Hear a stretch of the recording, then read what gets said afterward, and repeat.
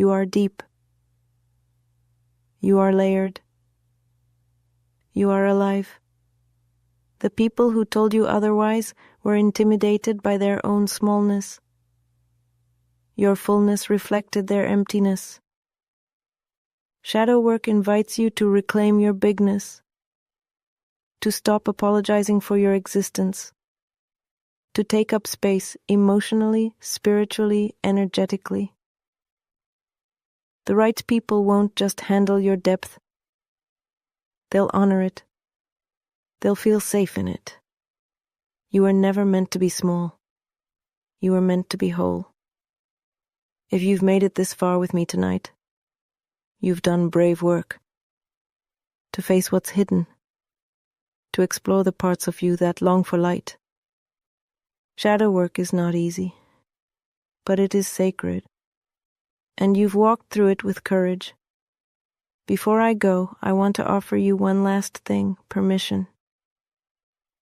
To rest now. To release the need to solve everything tonight. To let stillness hold you like a soft blanket. You've earned peace, and you are safe to claim it. As I hand you over to the care of Theolene, a voice of grounded affirmation and gentle clarity, know this.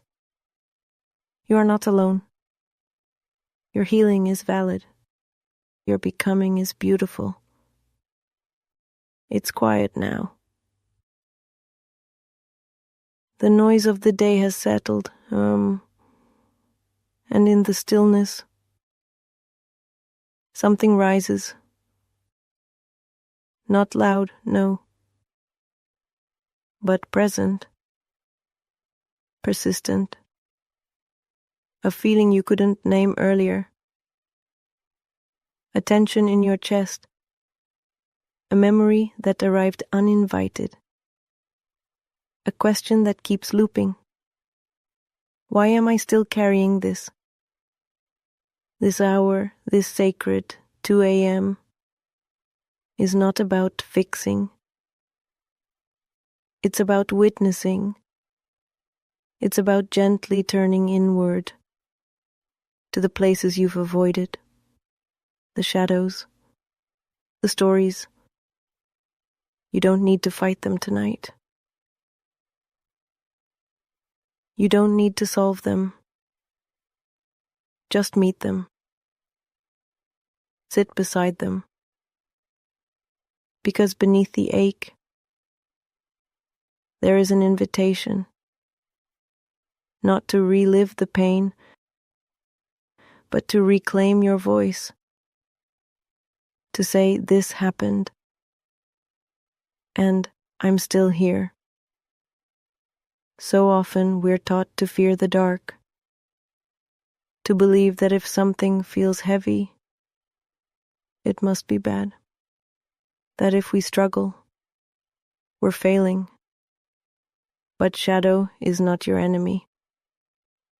It's a messenger, a guide, a part of you that once protected your heart, even if it did so in silence.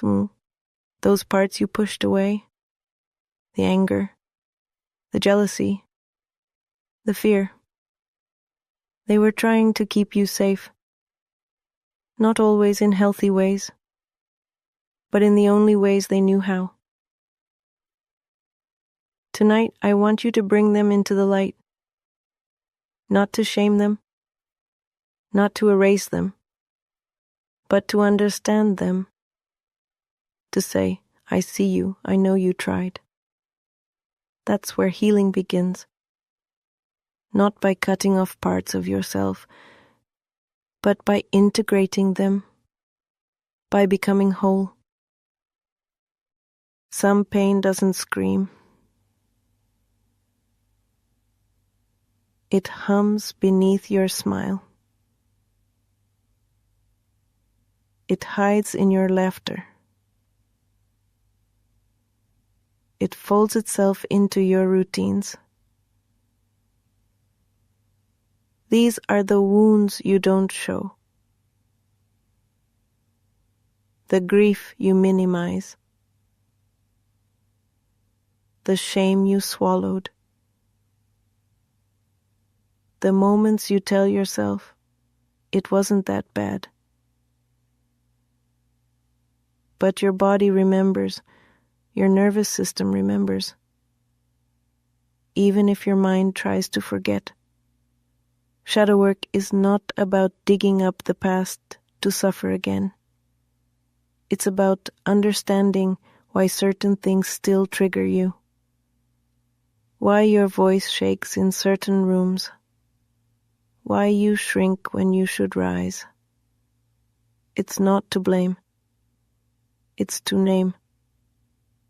And once it's named, you have the power to choose something new. Somewhere along the way, someone told you that you were too much, too emotional, too needy, too intense, and maybe you started shrinking, diluting your truth, editing your feelings, apologizing for your existence. Let me tell you now, with tenderness, you were never too much. You were too honest for people who couldn't hold honesty. Too sensitive in a world addicted to numbness. Too aware in a culture that rewards denial. But that sensitivity, it's a gift. That awareness, it's power. That emotion, it's depth. Stop asking permission to feel. You're allowed to take up space. You're allowed to speak your need. You're allowed to cry without apology.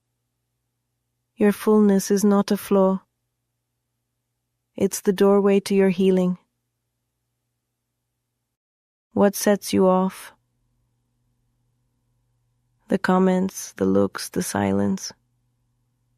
Those are not random irritations. They are mirrors. They reflect the places still asking to be seen. A trigger isn't just a reaction. It's a flare from the nervous system. It signals something here feels unsafe. Not because you're broken, but because there's history. Instead of punishing yourself for reacting, get curious. So, what does this remind me of? Where have I felt this before? What am I afraid will happen? This is the work of depth, of not shaming the parts that still feel raw, but learning what they're trying to protect. You are not your reaction. You are the one observing it. And in that observation lies your power. We inherit more than eye color or last names. We inherit stories, rules, survival codes. Maybe your family taught you, don't talk about feelings. Maybe you learned, keep the peace at all costs. Or, love is something you have to earn. These beliefs live in your bones. Not because you chose them, but because they were passed down. Shadow work is the brave act of questioning those scripts. Who does this belief serve? Is this mine or theirs? What do I want to believe now? You are not here to repeat patterns. You are here to transform them. To become the first to say, this stops with me. It's one thing to not feel safe around others. But what happens when you don't feel safe with yourself? When your thoughts spiral? When your emotions feel too big?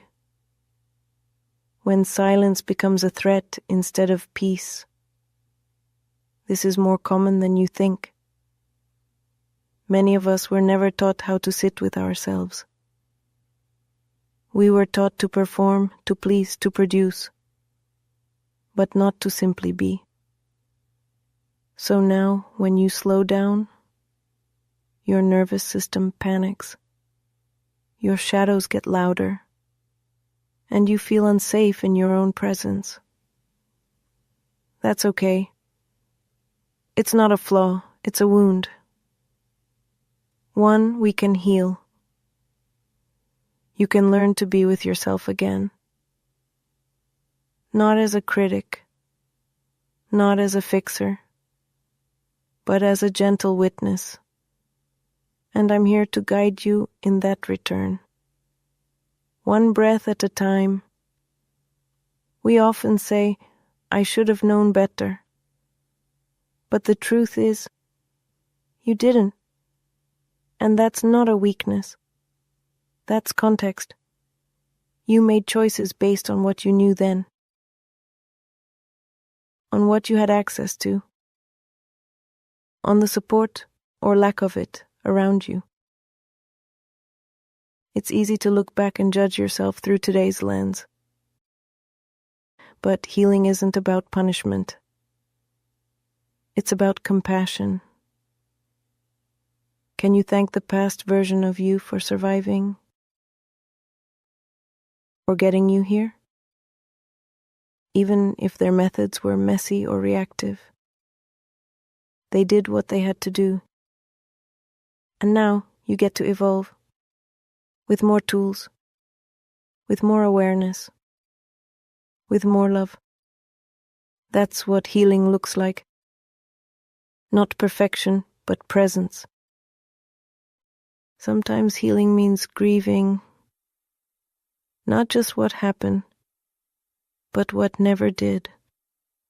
The apology you never received. The parent who never protected you. The love that was always conditional. This grief is quiet. It's often unrecognized. And yet it shapes how you move through the world. Grieving unmet needs doesn't make you weak. It makes you honest. It honors the child in you who hoped, who longed, who waited. You're allowed to mourn what you should have had.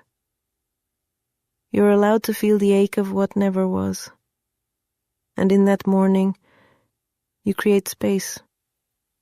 Space to give those things to yourself now. You may never get the closure you wanted. The apology. On the justice, the understanding, and that's hard. But here's the truth. Closure isn't something they give you. It's something you create, not because it's fair, but because your peace matters more than their guilt. You become the safe place. You write the ending. You say, this chapter is closed. Not because it didn't matter, but because you do. Every time you choose to self-soothe, to speak kindly to yourself, to pause instead of react, you become the safe place your younger self needed. That is sacred work. That is shadow work. You say you want to be known, to be loved for who you are, to be understood. And yet, when someone gets close, you flinch, you second guess, you wonder if it's safer to hide. This is the fear of being seen, not the filtered version, not the high-achieving mask, but the real you, the one who has cracked and rebuilt, the one who carries contradictions. Shadow work invites you to unlearn the belief that being loved means being perfect. It asks, can you show up as you are, even if you're messy, even if you're still healing? Because real connection isn't built on performance.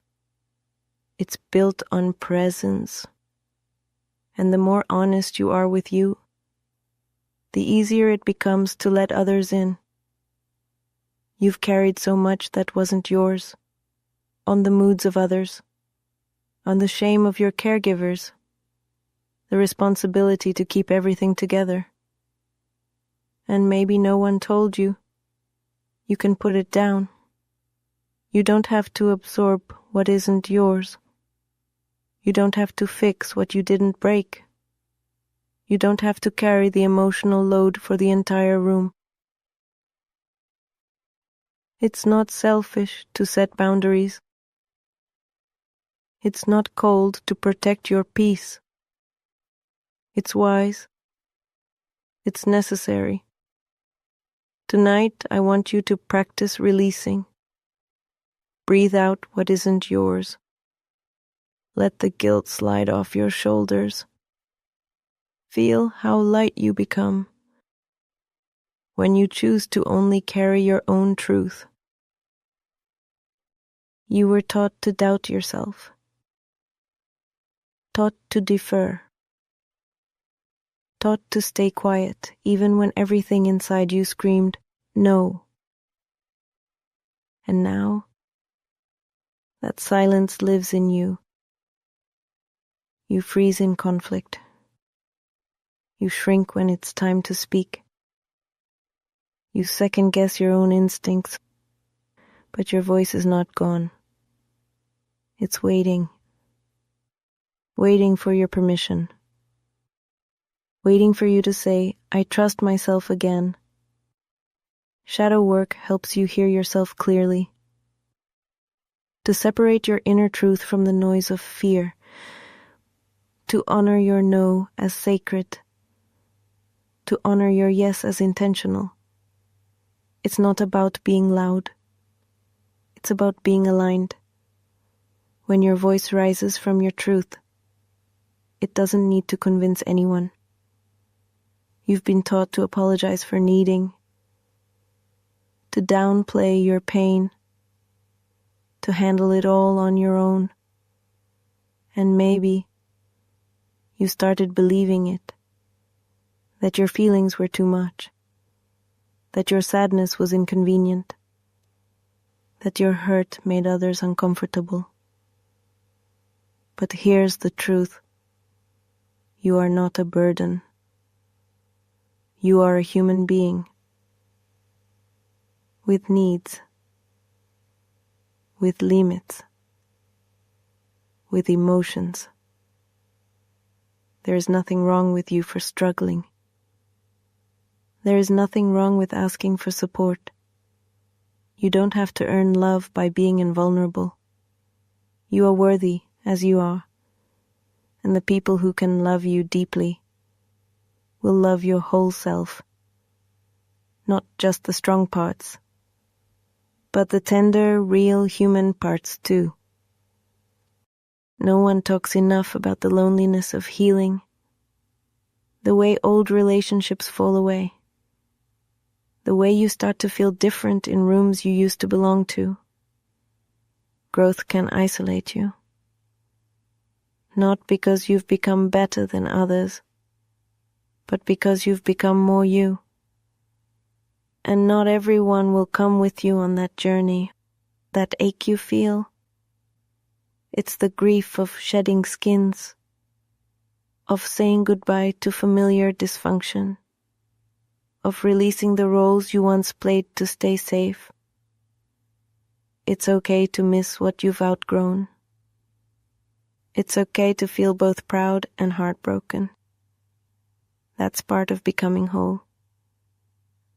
New connections will come. Aligned ones. But for now, trust that solitude is not the same as abandonment. It's sacred space. For your becoming, if you were taught that anger is dangerous, you might have learned to swallow it, to convert it into tears, to pretend everything's fine while your body screams otherwise. But anger is a compass. It points to violation, to crossed boundaries, to where your soul says, enough. Shadow work doesn't mean eliminating anger. It means listening to it, learning its language, tracing it to its origin. When you stop fearing your anger, you reclaim your power. You stop abandoning yourself for the sake of harmony, and you start choosing what's honest. So ask yourself, what is my anger protecting? And what does it want me to restore? Sometimes it feels like you're going in circles, like you already healed this part, already forgave that person, already did the work. But here you are, triggered again, weary again, questioning everything again. That doesn't mean you're failing. It means you're integrating. Healing isn't a straight line, it's a spiral. You revisit lessons not to punish yourself, but to deepen your wisdom. Each return is an opportunity to respond differently, to soothe more gently, to offer compassion where you once offered shame. So next time you find yourself in a familiar ache, don't say, I'm back here again. Say, I'm meeting this again with more of me present. Rest is not laziness. It's not failure. It's not weakness. Rest is resistance. It's a boundary. It's a declaration that your worth is not tied to how much you produce. You don't need to earn rest. You don't need to explain it. You don't need to apologize for it. You are a human being, not a machine. And your nervous system needs space to reset. Your soul needs time to exhale. So tonight, if your body asks for stillness, listen. If your mind craves silence, honor it. If your spirit feels weary, let it be held. You are worthy of rest. Without guilt. Without conditions. Just because you are. Somewhere along the line, someone made you feel like you were too intense, too emotional, too complicated, too sensitive. So you started shrinking, softening your tone, holding back your joy, diluting your truth,